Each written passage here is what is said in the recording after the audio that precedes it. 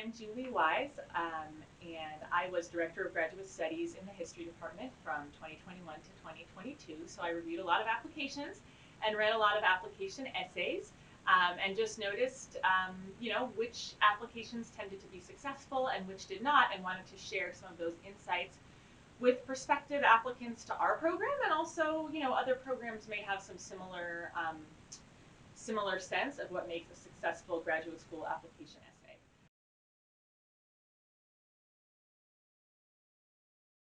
For our program, we're generally looking at 1 to 2 pages, single-spaced, 12-point font, 1-inch margins. That's not a strict requirement, but that's generally the range that we are looking at.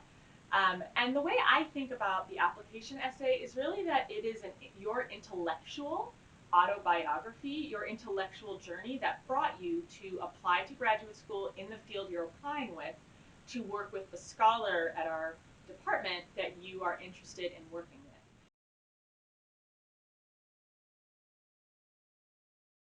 In terms of ways that we see to begin the essay, we see a lot of different ways that people begin the essay, but usually they just begin by stating, I'm interested in getting a master's degree at the University of Oregon to study the history of indigenous people in 20th century Mexico.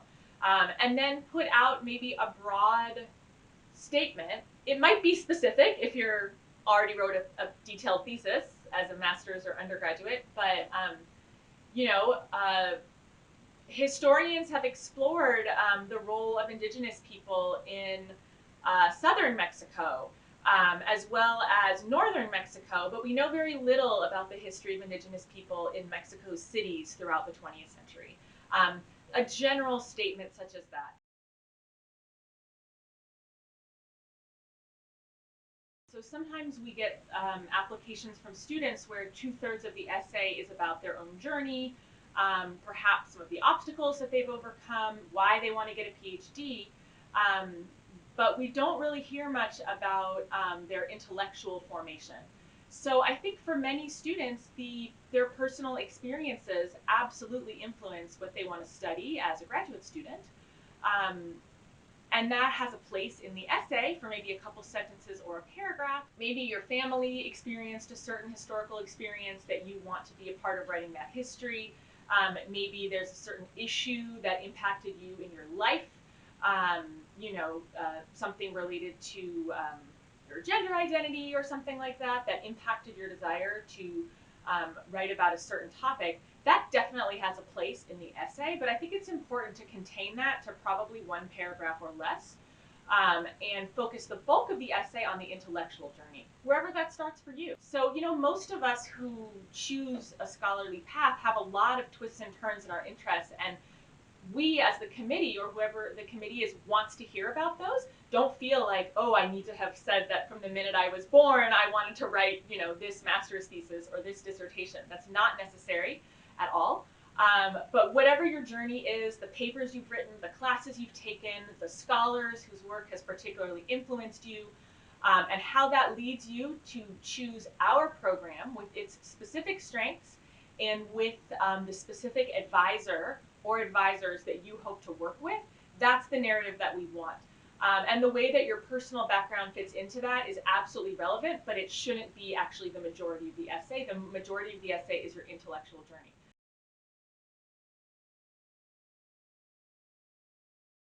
Also, in terms of defining what you want to do when you're here, we have successful applications that say, I am interested in the role of indigenous people in 20th century Mexico.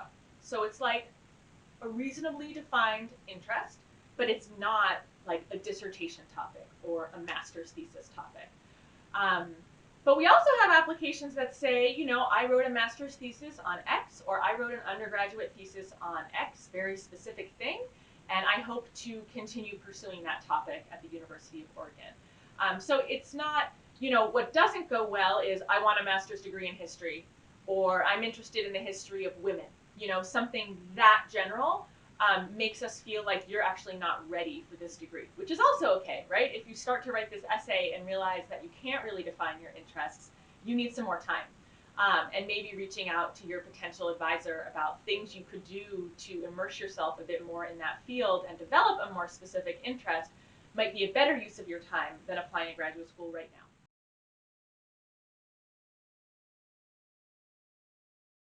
Now, in terms of thinking about future goals and plans, you should express those to the extent that you know them. So you may say, I want to get a master's degree at the University of Oregon to then go on and do a PhD. Or you may say, I want to get a master's degree at the University of Oregon to work in the field of public history, or to be a librarian, or to be a high school teacher. Or you may say, I'm open to the following two paths, right? So it's important to be really genuine to yourself, but also give us a sense of why you want this degree in this field and where this may or may not be headed for you.